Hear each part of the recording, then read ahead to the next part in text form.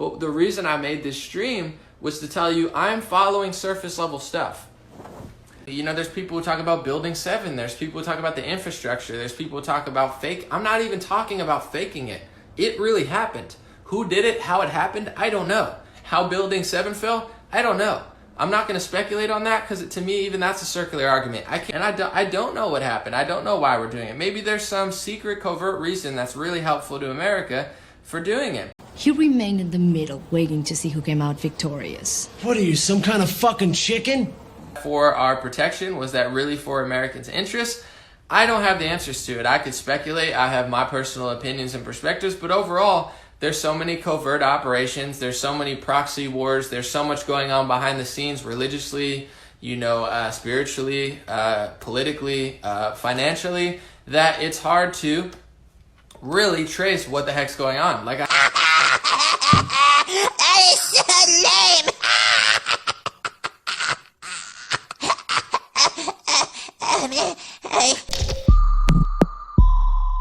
I'm following surface level stuff.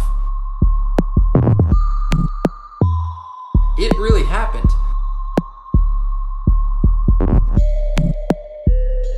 Well, I'm sick and tired of smart guys.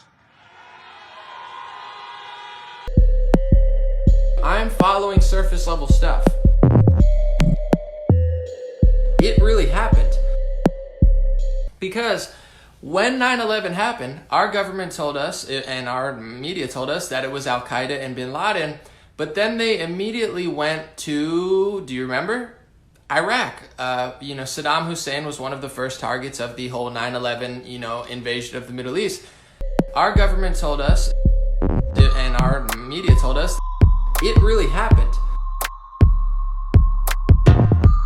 I'm following surface level stuff.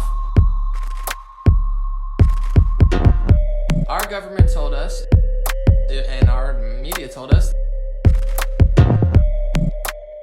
I'm following surface level stuff. Saddam Hussein has little to nothing to do with Osama bin Laden and has nothing to do with 9/11, as we know. I'm following surface level stuff.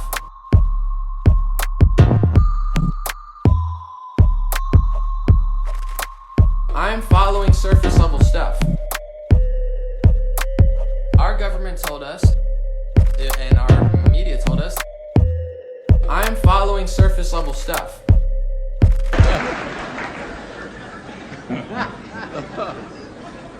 Those weapons of mass destruction got to be somewhere.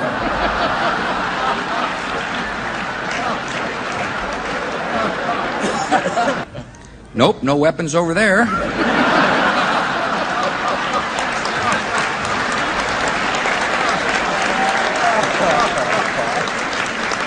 Maybe under here. You killed a million people in Iraq. That is a separate... You killed a million people in Iraq.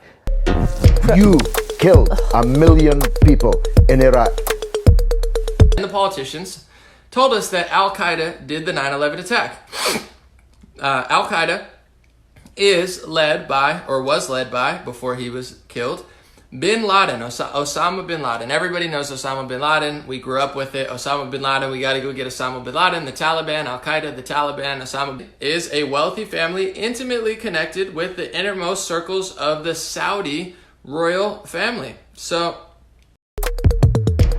our government told us, and our media told us, we got to go get Osama bin Laden, the Taliban, Al-Qaeda, the Taliban, Osama bin Laden. I'm following surface level stuff. It really happened.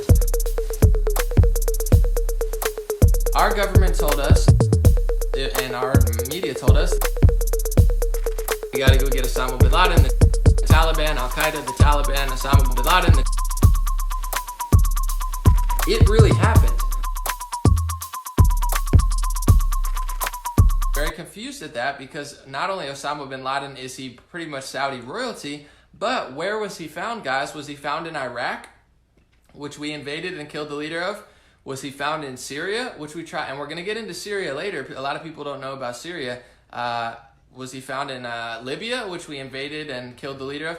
He was actually found in a compound in Abbottabad, Pakistan. So I'm going to read a little bit. Osama bin Laden's compound, where he was found, known locally by the Waziristan Haveli, was an upper-class mansion that was used as a safe house for militant Islamist Osama bin Laden, who was shot and killed there by U.S. forces on May 2nd, 2011. An image the White House wants the world to see. Apparently a dishevelled and much diminished Osama bin Laden watching himself on TV. The footage was edited by the Pentagon and released without sound. It's videos found in bin Laden's compound. The image was front page news in Pakistan today, but in Abbottabad, where he met his end, there was plenty of scepticism. It's all a fake. Nothing happened, said Mohammed, who's been selling news 50 years. Shabir's mistaken identity. He claims the man in the picture is his neighbour.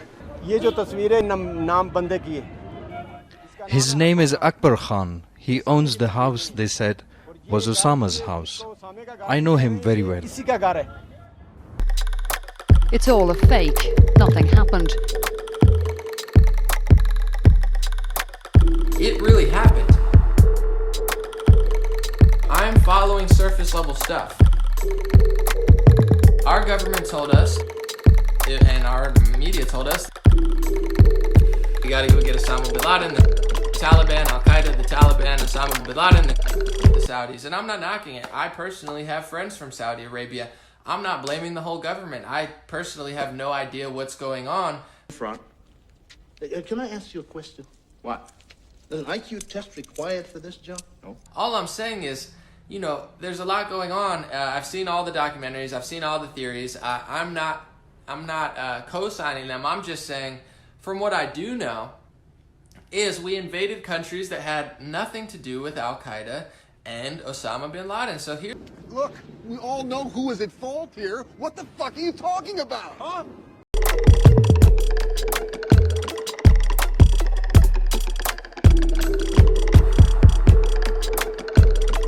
According to some, it's about protecting civilians. We must not tolerate this regime using military force against its own people.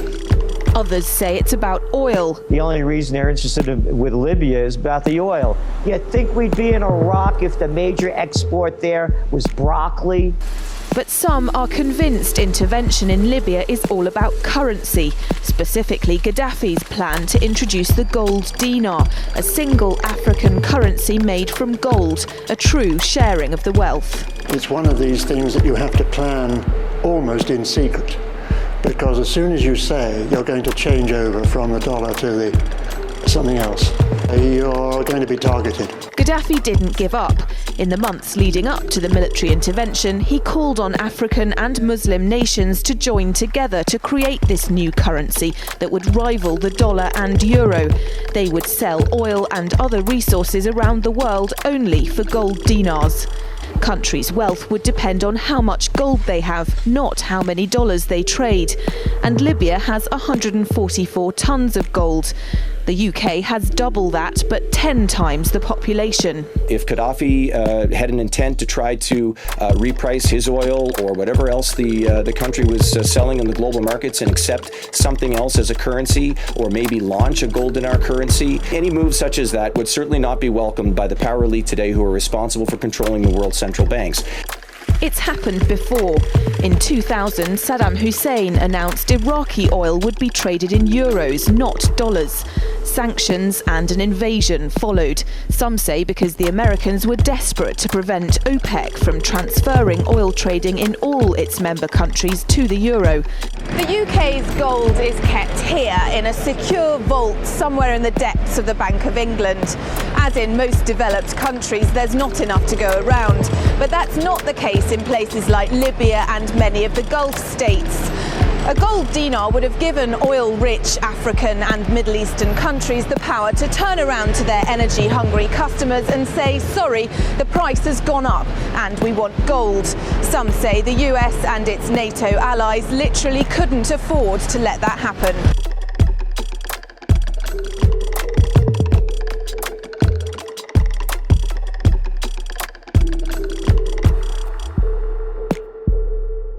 9/11. I will never forget the fact that thousands of people were dead. I will never forget the fact that, firefighters put their lives on the line. And I will never forget the fact that Osama bin Laden was from Saudi Arabia. He was found in Pakistan. We invaded Iraq. We invaded Libya. We invaded Syria. You heard me right. Con men, thieves, degenerates, lowlifes, thugs, criminals. The news like 5 days ago saying that, Building 7 fell from not fire. Read that if you want to learn about it. I don't know that much about it. I'm not even getting into that because I don't even want to get there right now. I don't know what happened. I don't know why we're doing it. Maybe there's some secret covert reason that's really helpful to America for doing it. Maybe he's blind. But all I ask for is, tell people the truth. Like, what's going on? The families deserve to know. The people during 9/11 deserve to know. And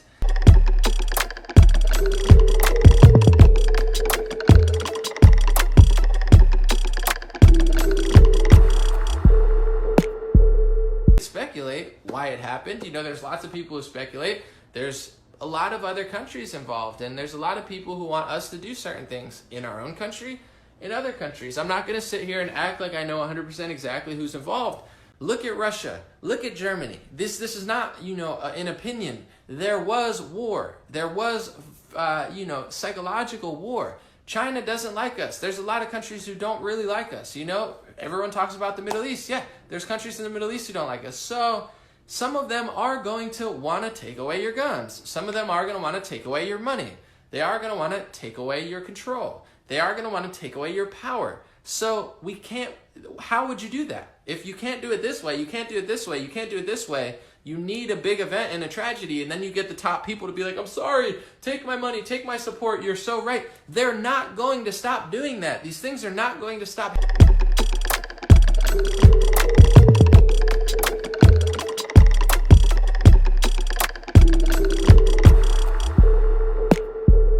Top people to be like, I'm sorry, take my money, take my support, you're so right. They're not going to stop doing that. These things are not going to stop happening. It's not going to stop being manipulated for these real events. I'm not saying they're fake, because I know then they'll say, oh my God, he said it's a conspiracy. It's not a conspiracy. These events really happen. But so it would be naive and foolish and fake to think that people aren't going to try to manipulate the United States one way or another. So that's kind of my big point with 9/11.